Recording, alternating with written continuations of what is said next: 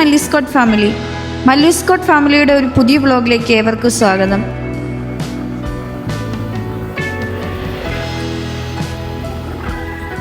London Uber boat യാത്രയുടെ വിശേഷങ്ങളാണ് ഞങ്ങൾ ഈ വീഡിയോയിൽ ഉൾപ്പെടുത്തിയിരിക്കുന്നത്.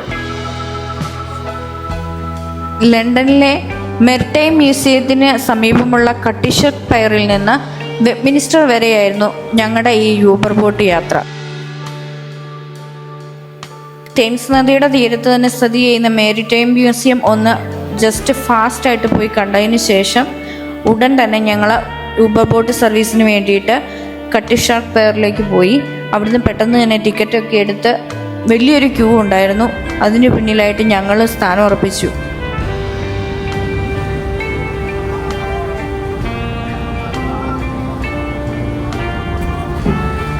തേംസ് നദിയിലൂടെ പലതരം യൂബർ ബോട്ട് സർവീസുകൾ നടക്കുന്നത് കണ്ടിട്ടുണ്ട്.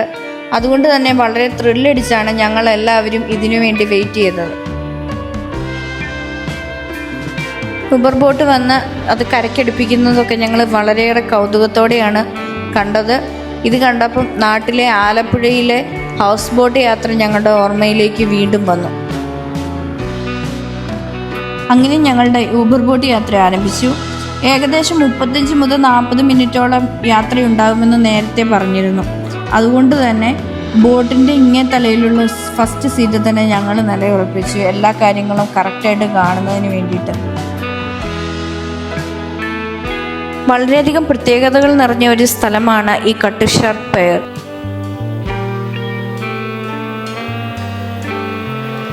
മെർടൈം ഗ്രീൻവിച്ച് എന്ന യുനെസ്കോ വേൾഡ് ഹെറിറ്റേജ് സൈറ്റിൻ്റെ ഭാഗമായ ഈ സ്ഥലം ചരിത്ര പ്രധാനമുള്ള ഒരു സ്ഥലമാണ്. ഇവിടുത്തെ പ്രമുഖ ആകർഷണമാണ് കട്ടിഷാർക്ക് എന്ന പുരാതന കപ്പൽ.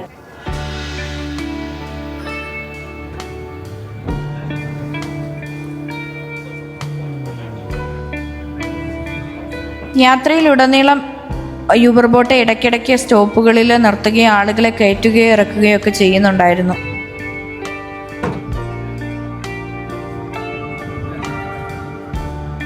ഇതൊരു ടൂറിസ്റ്റ് യാത്ര മാത്രമല്ല, ഇവിടെ താമസിക്കുന്ന ആളുകൾക്ക് ലണ്ടനിലേക്കുള്ള ഒരു ട്രാൻസ്പോർട്ടേഷൻ ഫെസിലിറ്റി കൂടിയാണ് ഈ യൂബർ ബോട്ട് സർവീസ്.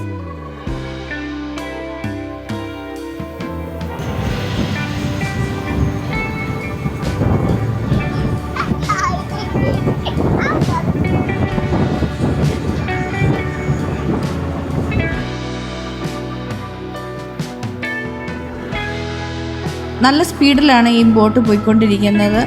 ഈ യാത്രയിലുടനീളം തേംസ് നദിയുടെ 2 സൈഡുകളിലായിട്ട് നിലനിൽക്കുന്ന ഉയർന്ന കെട്ടിടങ്ങൾ വളരെ കൗതുകത്തോടെയാണ് ഞങ്ങൾ നോക്കിക്കണ്ടത്.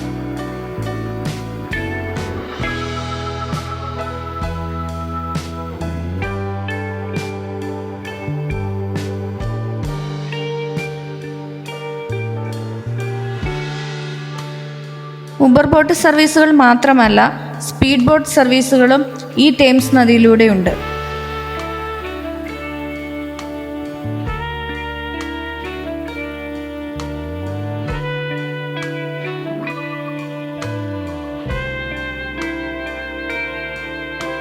ഞങ്ങളെല്ലാവരും ഈ ബോട്ട് യാത്ര വളരെയധികം എൻജോയ് ചെയ്തു.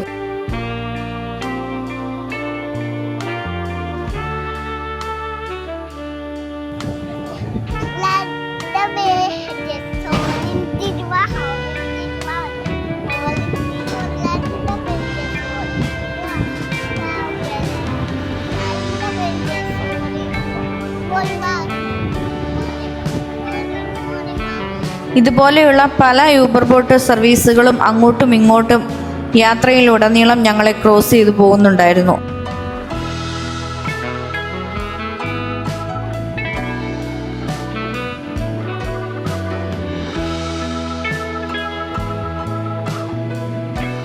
യൂബർ ബോട്ട് സർവീസുകൾക്ക് പ്രതിദിനം സ്ഥിരമായിട്ട് സർവീസുകൾ ഉള്ളതുകൊണ്ട് തന്നെ കൂടുതൽ ആളുകളും ഈ സർവീസുകൾ യാത്രകൾക്ക് വേണ്ടിയും ഉപയോഗിക്കുന്നുണ്ട്.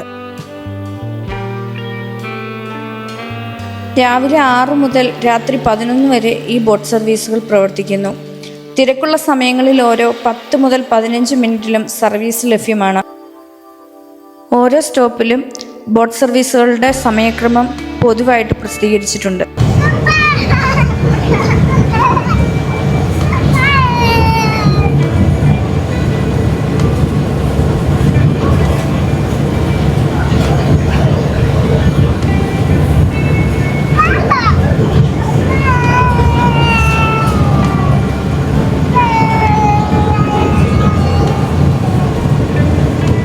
ലണ്ടനിലെ പ്രധാന സർവീസുകളായ ട്രെയിൻ ഗതാഗതവും റോഡ് ഗതാഗതവും വളരെ തിരക്കേറിയതാണ്.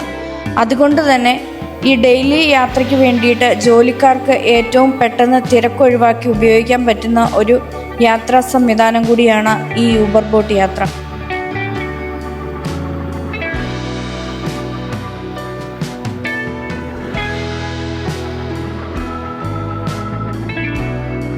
ലണ്ടനിലെ തന്നെ പ്രധാന ബിസിനസ് ഹബ്ബായ കാനറി വെർഫ് കടന്നാണ് ഞങ്ങളുടെ ഈ ബോട്ട് യാത്ര പോയത്.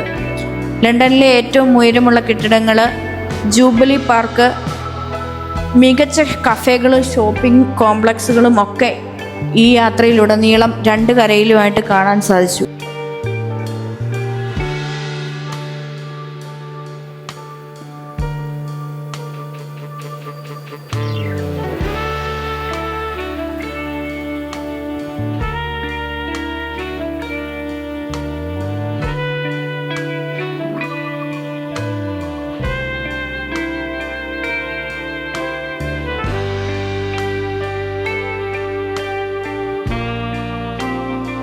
റോയൽ നേവി HMS പ്രസിഡന്റ് എന്നത് ബ്രിട്ടീഷ് നാവികസേനയുടെ ഒരു ചരിത്ര പ്രാധാന്യമുള്ള കപ്പലാണ്. ഈ കാണുന്ന HMS പ്രസിഡന്റ് എന്നത് റോയൽ നേവൽ റിസർവിൻ്റെ ഔദ്യോഗിക കേന്ദ്രമാണ്. ഇവിടെയാണ് പ്രധാനമായും നാവിക പരിശീലനം, ഔദ്യോഗിക മീറ്റിങ്ങുകൾ, ഭരണകാര്യങ്ങൾ എന്നിവ നടക്കുന്നത്.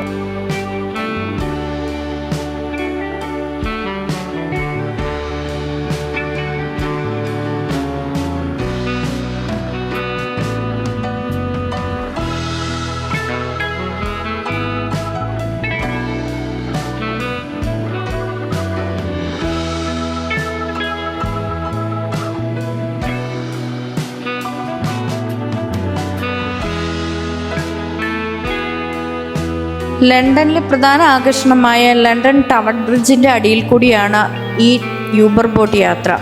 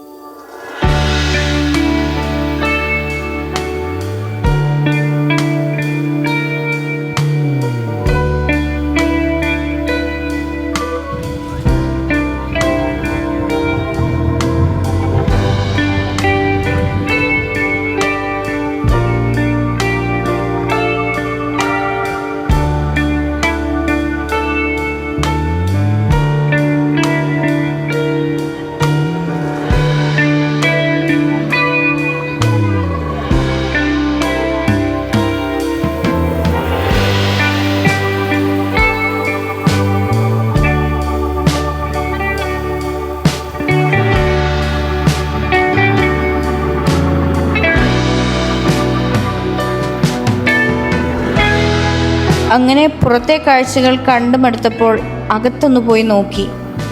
യൂബർ ബോട്ടുകളുടെ ഉള്ളിൽ ചെറുതാണെങ്കിലും റിഫ്രഷ്മെൻറ്റ് സൗകര്യമുണ്ട്. ചായ, കോഫി, സോഫ്റ്റ് ഡ്രിങ്ക്സ്, ചെറിയ സ്നാക്സ് തുടങ്ങിയ കൗണ്ടറുകൾ അതിനുള്ളിൽ അവർ ഒരുക്കിയിട്ടുണ്ട്.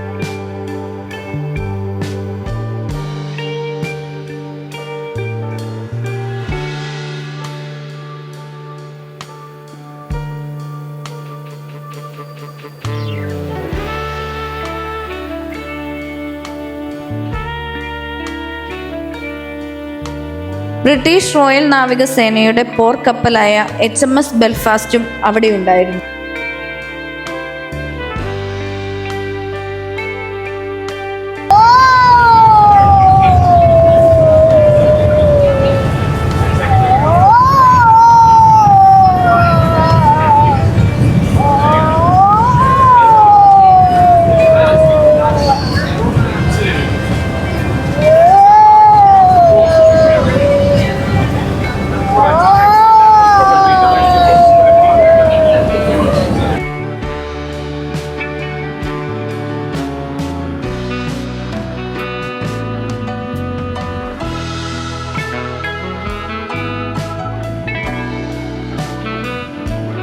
തേംസ് നദിയിലൂടെയുള്ള ഈ യാത്രയിൽ മുകളിൽ കൂടി ട്രെയിൻ പോകുന്നതും കാണാൻ സാധിച്ചു.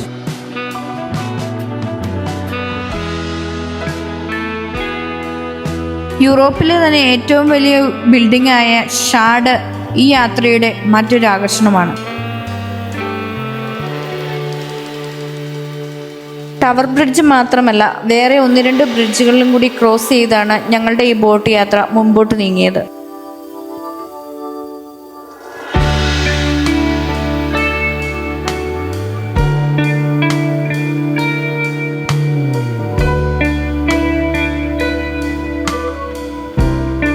തേംസ് നദിയുടെ കുറുകെയുള്ള കാൽനടപ്പാതയായ മില്ലേനിയം ബ്രിഡ്ജ് മറ്റൊരു ആകർഷണമാണ്.